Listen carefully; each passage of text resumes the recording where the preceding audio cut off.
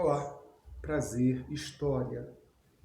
Falando ainda sobre as guerras do mundo grego na Idade Clássica. Depois da vitória militar que os gregos obtiveram nas guerras médicas contra os persas, que por eles eram chamados de medos, os gregos se viram em apuros, porque a vitória militar representou uma grande derrota econômica. O que explica essa derrota econômica? Diversos fatores. Entre eles podemos destacar, primeiro, os campos agrícolas estavam arrasados, os vinhedos, os olivais, os palmeirais estavam totalmente destruídos por causa da guerra. Segundo, o número de jovens mortos na guerra eram justamente os jovens que trabalhavam na agricultura, especialmente os jovens das classes mais pobres. Muitos escravos foram sequestrados pelos persas ou também morreram na guerra. Então a força produtiva e os campos de trabalho estavam arrasados. Além disso, as cidades gregas, muitas delas, como Atenas, Corinto, Tebas, foram sitiadas por até 3 anos pelos persas e foram incendiadas também, saqueadas.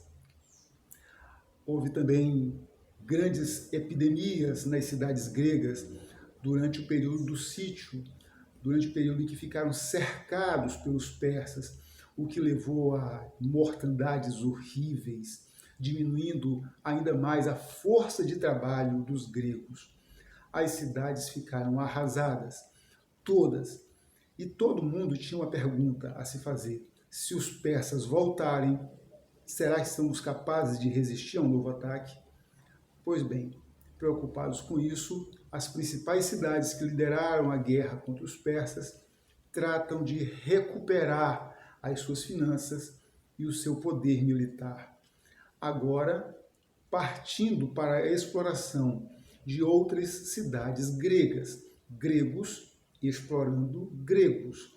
É uma fase que alguns historiadores chamam de imperialismo ateniense e imperialismo espartano. Essas duas cidades partem para roubar, explorar, tributar, saquear as demais cidades gregas. E elas fizeram isso em tamanha extensão que chegou um momento que só restava a Atenas explorar Esparta, ou as cidades que Esparta dominava, como também só restou a Esparta explorar as cidades que Atenas dominava, ou a própria Atenas. De forma que Atenas e Esparta ficaram inevitavelmente uma de frente à outra, em pé de guerra. E isso vai levar justamente às guerras conhecidas como Guerras do Peloponeso, que vão ser guerras travadas entre Atenas e suas aliadas e Esparta e suas aliadas. Mais uma vez, os gregos vão lançar mão do mesmo artifício que usaram contra os persas. As cidades não lutarão sozinhas, elas formarão federações.